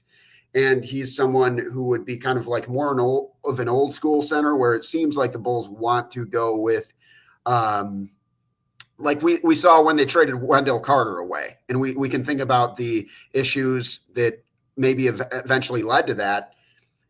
He didn't have the shot. And so I think the Bulls are going to be trying to get somebody who's going to be able to space the floor and make plays a little bit more effectively for them. So keeping my eye on Queen. He's the top of my wish list. I've heard some talk. We're going to bring in my guy. He's one of the SmikeFellas. I'm glad he was able to make it up this morning. He was out kicking it last night for his birthday. Good to see him, and I'm going to wish him a happy birthday on the air. But you can catch the SmikeFellas every Saturday, 11 a.m. to 1 here on Sports Zone Chicago. He is Mr. It's 5 o'clock somewhere. You can find him on Twitter at Damani Pugh. That's PUGH 96335. Let's welcome back to ShawnSierraSports. Damani Pugh, lucky lefty himself. Look, what's up, Papa? How are you? Hey, good morning. How's it going? Glad you're up, dog. I was talking to Ben. He's like, "Yeah, my crazy ass is out with Damani right now. I should be home." Yeah, a little bit of a struggle, but I'm here. Good. So we were talking. Well, first I want to get your. We're going to backtrack a little bit. Give me your thoughts on the finals, and give me your thoughts on that tragedy that happened with with Tyrese Halliburton in the beginning of Game 7. He was hot. Hit 3 threes in that before he went down, and Indiana just had no chance. I know they fought well for the first half, but there was no way they were going to be able to withstand that pressure without his ball handling. But give me your thoughts on that on the Tyrese Halliburton situation in Game 7. Just feel like we were kind of robbed of a classic. You know what I mean? Like the way he came out, and history shows that when he's hot early, like he doesn't let up. He's gonna have a big game. And Indiana usually wins when he's shooting like that and when he's playing like that. So I just feel like, Game 7 after back and forth, what a lot of people thought was just gonna be a blowout. Like people had OKC sweeping them, for it to get to Game 7, and it was the excitement and the big stage, and for him to go out like that, it just feels, I don't know, it just feels like we were cheated. It just feels like we would, as NBA fans. So as far as the question, should he have played, shouldn't he have played? Look, you're there, man. If you're a competitor, you're gonna play. Yeah, like that's Game 7. If they have to cut your foot off for you not to play. I mean, if you can walk, you're gonna get out there, and because you may not ever get this chance again. If you that's that part right there. That's the important part. Ask Dan Marino. Yep, like Dan Marino, you may never get there again. This is your shining moment. So I don't fault him for playing. I don't fault the Indiana medical staff or the coaching staff for letting him play. They should have gave him a shot at it. And it's just unfortunate what happened. But overall, a great series. Better than expected. I'll say that. But even though the ratings were down for the majority of the series, Game 7, we talked about earlier, 16.5 million viewers average. It peaked at 19.28. Crazy. We realized we haven't had a Game 7 in the finals, and I didn't know it'd been that long. 16, yeah. Yeah, since we had a Game 7, and for the chip, it's winner takes all. And that's always you just never know what's going to happen in those situations. Right. So you tuned in, and yeah, man, it was. But I salute to Indiana though. They played tough. I heard Obi Toppin in his press conference talking about, he kept thinking about Halliburton and things like that and what happened. But look, they put up a fight, but at the end, if your gun's not fully loaded, more than likely you're not going to get it done. So Adam and I talked about all the ripple effects this is going to have next year in the Eastern Conference, in the NBA, but it's specifically in the Eastern Conference. So now Halliburton, who took his team, was a key reason his team went to the NBA Finals. He's going to be out all year. Jason Tatum, who won the chip last year, he's going to be out all year because of his thing. Damian Lillard, another one. What does this do for the Bulls' chances of actually getting bypassing the play-in to get to the playoffs? Oh, it gives them a great shot. That's why this offseason is huge. Mm-hmm. What they do tomorrow night. Any other moves? I just saw, I don't know, there's rumor report that they turned down an offer for Kobe White. Supposedly it was a pretty big offer that they turned down for White.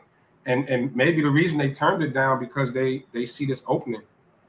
Like you said, that's 3 teams that's that you're thinking gonna probably be top 4, top 6.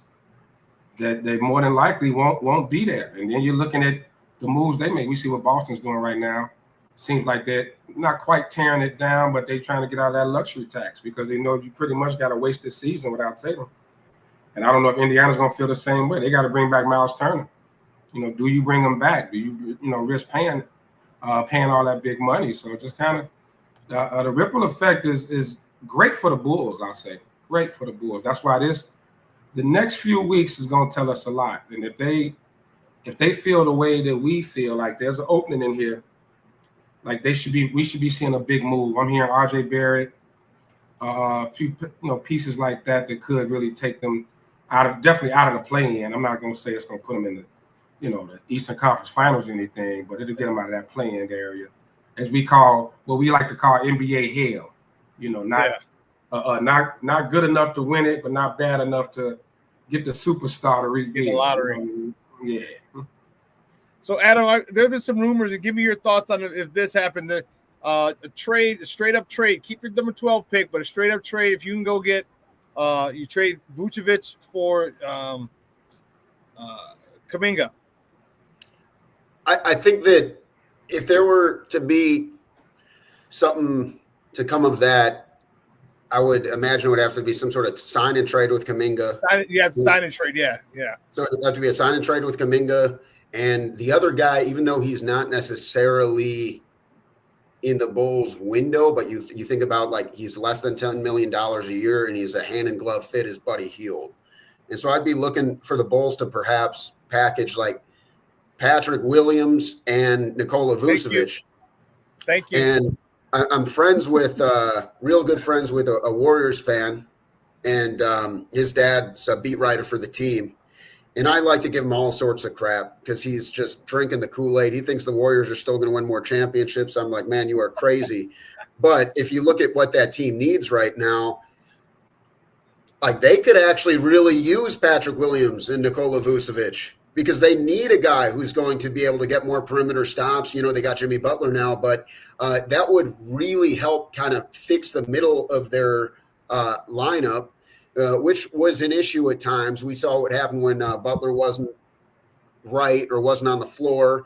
And you look at Jonathan Kuminga, and you almost got to send, if the Bulls are able to trade for him, you got to send Steve Kerr a thank you letter because this guy's value is tanked when he's actually a really good player at 23 years old. But ever since they brought Butler in, he was kind of the odd man out of that rotation, which gives the Bulls leverage. They got to understand that, but then you look at that Warriors team and they don't have a good center. You know, like how many years do we got to wait for what's the dude to finally break out? Everyone thought was going to be this great center, Kevon Looney. Like it's not happening with Looney. He can be a fine backup, but I think like they need to find a team that is going to make like sense for.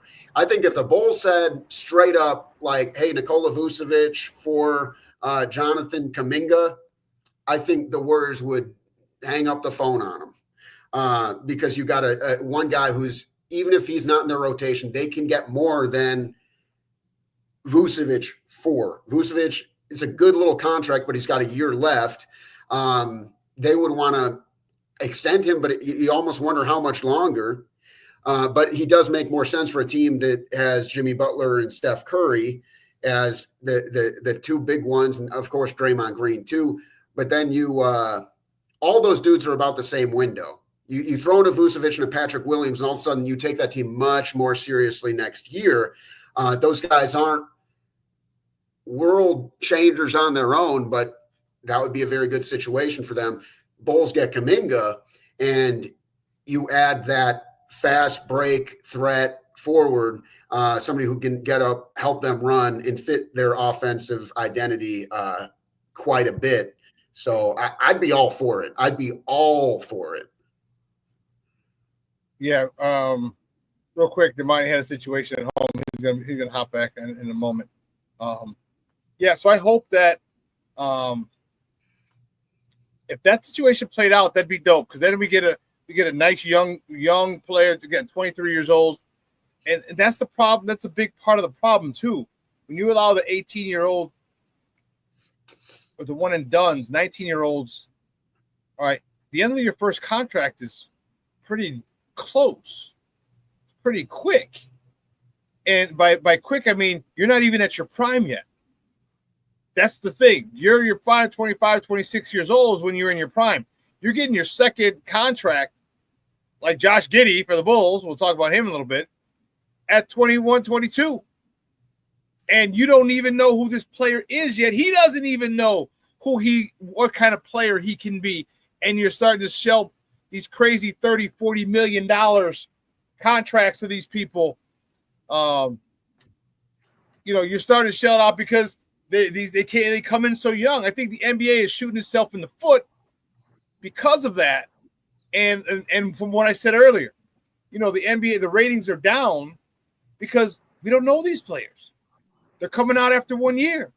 We don't know who the hell this is. I didn't know who the hell SGA was. I couldn't pronounce his name for until like a season and a half ago. All right. I mean, it's I didn't even know who he was.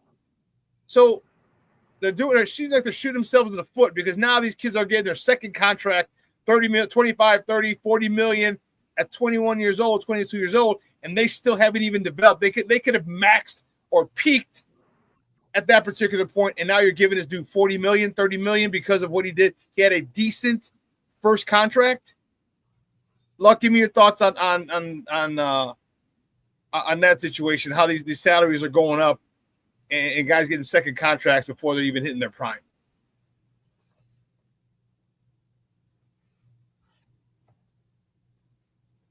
Luck, you there with me? Let me see. Yeah, it looks like you're frozen. Do me a favor.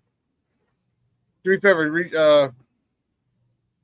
Check back into the get out of the studio and come back into the studio because it looks like you're frozen, Papa. But so Adam, give me your thoughts on just how that situation is when these kids are just so young and you don't even know who they are and you're going to go into luxury tax. I think that's where I don't mind the I know it pisses off Bulls fans when they say young and experienced, but young and experienced, right? Kind of knowing what you get. Like, that's why I love the Josh Giddey move. And people still seem to think that the Bulls lost that trade because they didn't get a first round pick. But you had a guy who started 80 games on one of the best teams in the Western Conference, and he's substantially younger, and the Bulls got him for the 31-year-old or 30-year-old, whatever he was at the time, who was more often came off the bench. But so I'm all for the Bulls getting young pieces because it does create a situation. Look at Kuminga, right?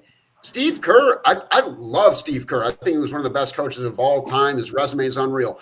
He does not develop talent very well. He can get guys and put a great scheme together and they can get it done. But Kuminga's 23 and it's how much do you pay this guy? And the Bulls are in that same situation right now with Josh Giddey because it's okay, he showed he can be pretty good. He had a really good finish to the season. $30 million is a lot of money. Look at what happened with Patrick Williams.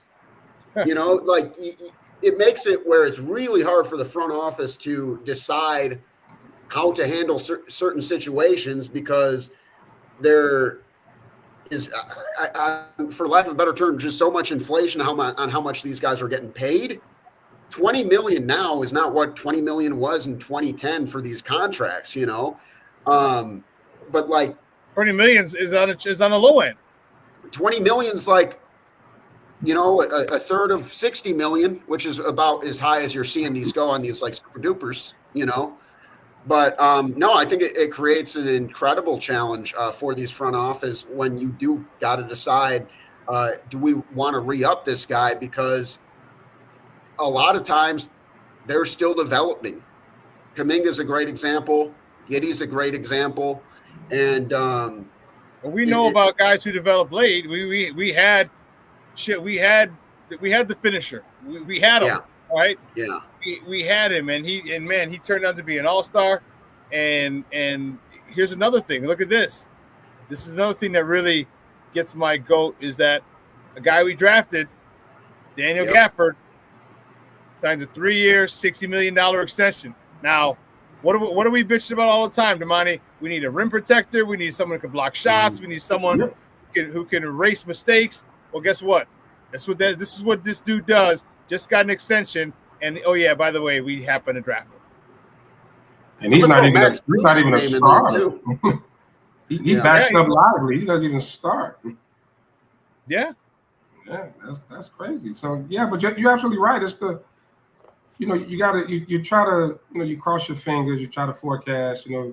Is this guy going to reach it? You're pretty much signing these guys based off potential. Look how quick everybody was ready to give up on Kobe White. Yeah. And then he broke out. Now it's it damn near feels untouchable, right? But prior to this, to last season, people were ready to be done with him. And we talk about it all the time on the show about how the patience isn't there. These guys don't have 3-4 years to get there. We want it right away. Look at like you said, Bulls drafted Gafford. He was in the Bulls. Wendell Carter, who's been big for Orlando. Hell, marketing. Larry Marketing, who's an all-star. You know, finisher. Yep. Yeah, you move on. Now we look back and we're like, man, we need that same positions that, you know, we end up giving up a little too early. And I think, you know, our guys talking about Giddey, it's the same thing. You kind of in a spot where you can't really let him go, but you're doing it with your fingers crossed. You know, you're signing this type of deal with your fingers crossed that he's going to continue to rise and develop and become a star. I don't know about it. I don't know if he has superstar potential, but become a star and could be somebody that's part of a good team. You know, but how do you not become a superstar if you're damn near Mr. Triple Double, Mr. Ice Cube, man? I mean, every day he walks on the court, a triple double is pretty likely to happen or pretty damn close, and he's not going to get to that superstar status.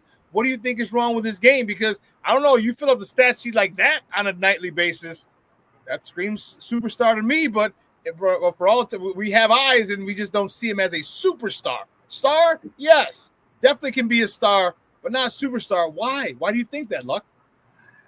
I don't know. Just looking. Well, let me not say he won't be a superstar. The potential is there.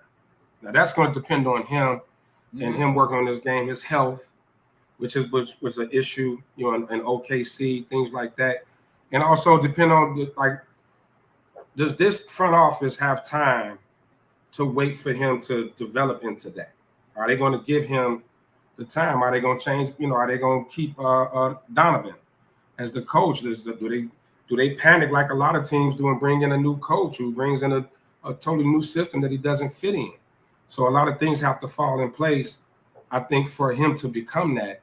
I don't think you could just keep bouncing him around and put him in different systems and expect him to become a superstar. So the potential is there. Like you say, he's a walking triple-double. I mean, the guy's game is there, but look what happened to OKC. You know, they start bringing in young other talent, people, pretty much guys who played the same position. He gets buried. He gets buried. So, you know, it happens all the time, though. We see it all the time. Lucky, going off that, I feel like with Giddey, and you can draw a parallel with the Kuminga situation too, is he's not a shooting guard. They made him play shooting guard in OKC, but that's because obviously you need the ball in SGA's hands. But how much better Giddey got when he was able to be the maestro of the orchestra, and like, you know, how much better did Giddey get after Levine left? And so I feel like when you kind of look at that and you look at the Kuminga thing, like these dudes are only going to be as good as they're allowed to be. But there's an opportunity that they have to reach their true potential. So whereas like I said, you know, Giddey's value got tanked by OKC. That's how the Bulls got him for Caruso. And Caruso, awesome. Definition of a win-win trade there. But in a different, like, there was no problem with Giddey. I think some of the weird stuff going on off the court, which I don't really want to get into the weeds on, maybe like made it where like, hey, we gotta maybe move on from this dude. If he's a weirdo, he's kept nose clean in Chicago.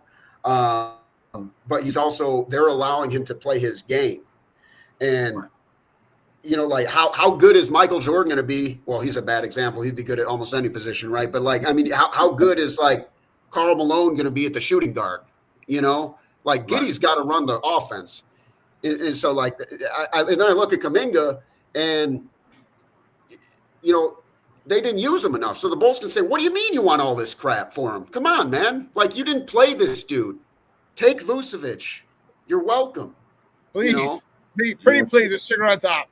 Take Vucevic. Yeah, you know, the thing with Kuminga, though, he just, like, I noticed with Golden State, we even see Buddy Hield struggled, you know, there most of the season. He kind of came on a little bit in the last series when they lost. But, like, that Golden State system, like, you got to be a fit. Like, Kuminga just isn't a fit, which is why he never really got the playing time that week that we know he's good.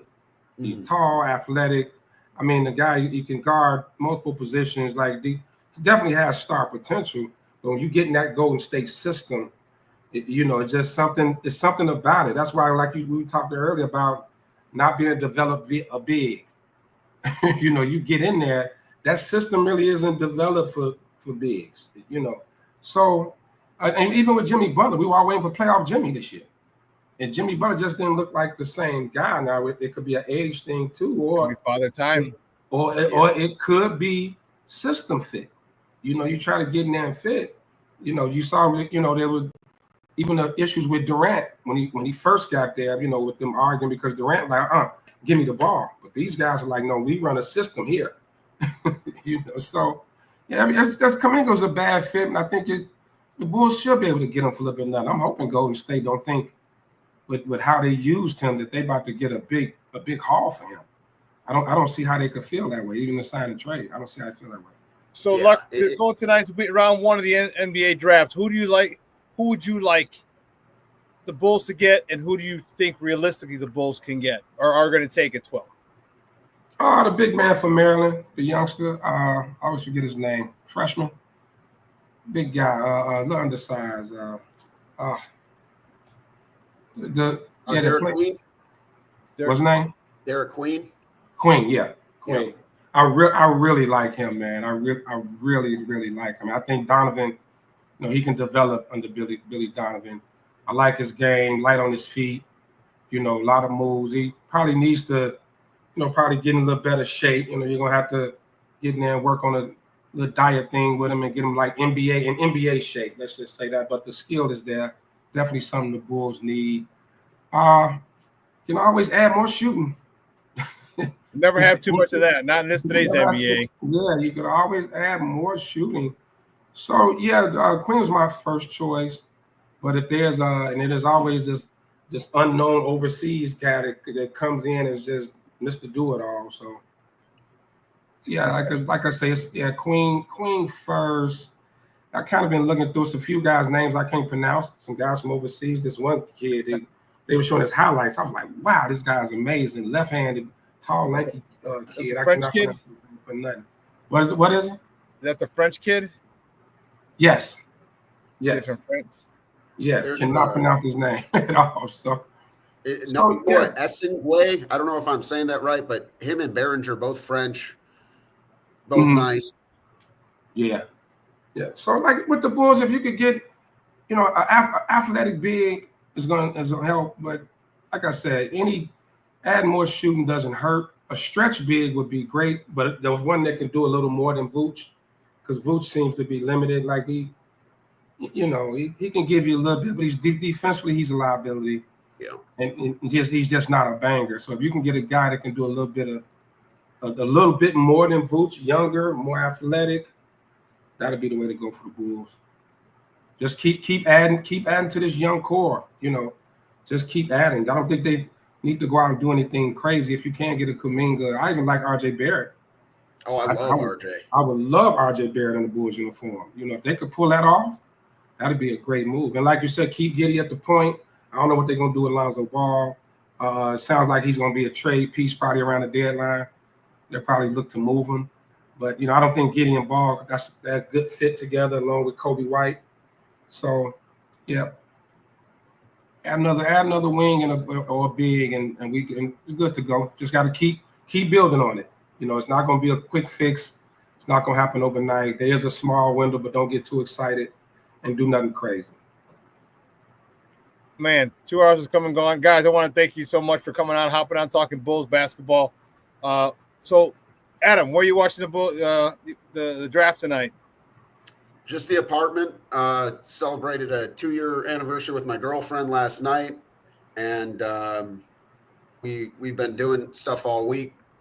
Like I can't have my dad watch the dog every night, so I'll be at home watching the draft. Luck, where are you checking out the draft? Same here. Same here. I'm staying in tonight. It's been a long weekend, so I'm gonna stay in, light me a cigar, maybe have me a little cocktail and just enjoy the draft. Well, more than likely. I tried to play it off a little bit, Shawn. It didn't work. And if they get clean, it better be a Cuban. Right. I've been posted to the TV all day, man. I'm waiting to see some more trades drop. I think something else big is gonna happen before the draft starts.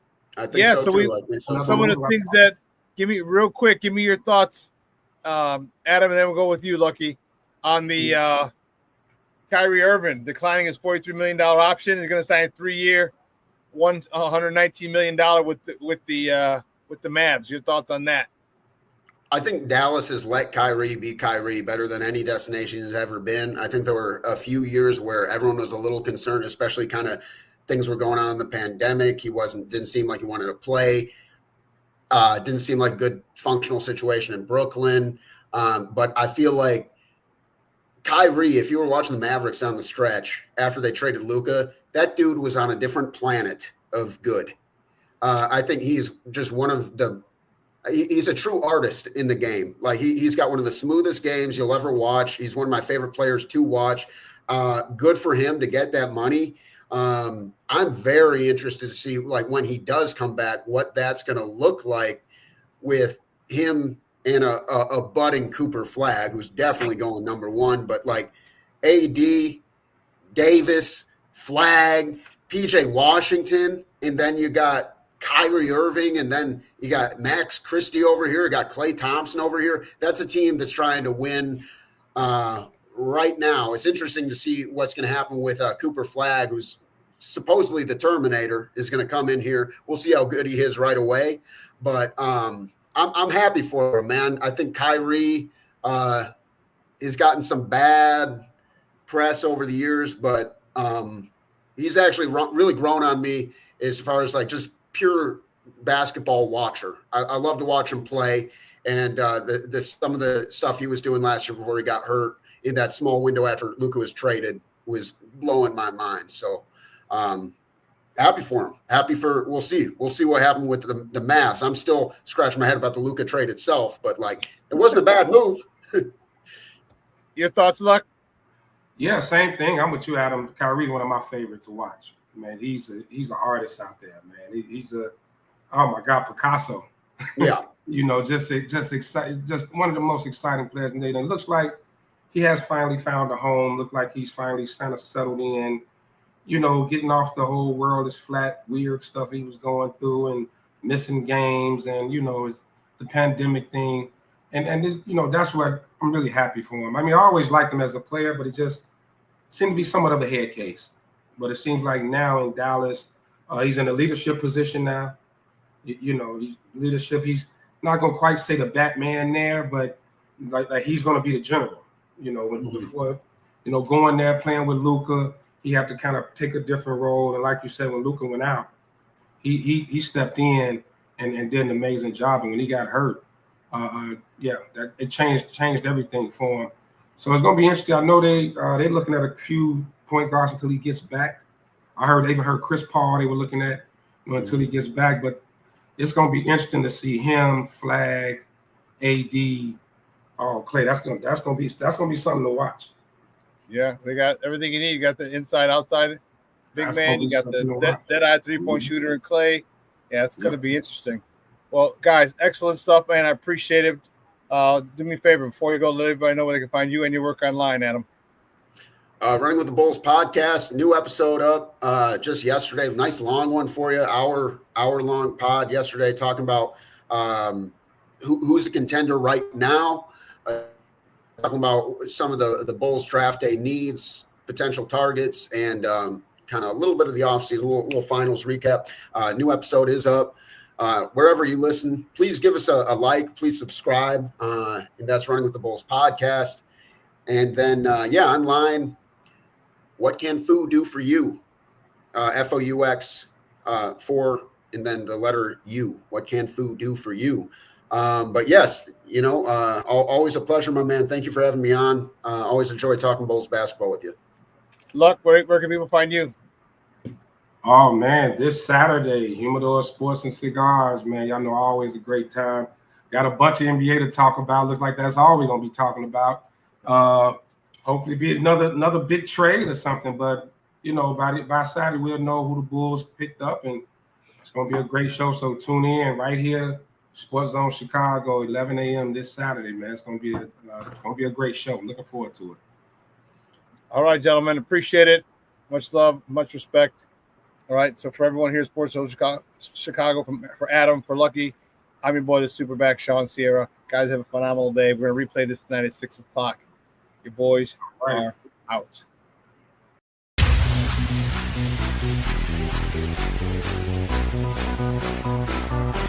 Come on, race the race. Get ready.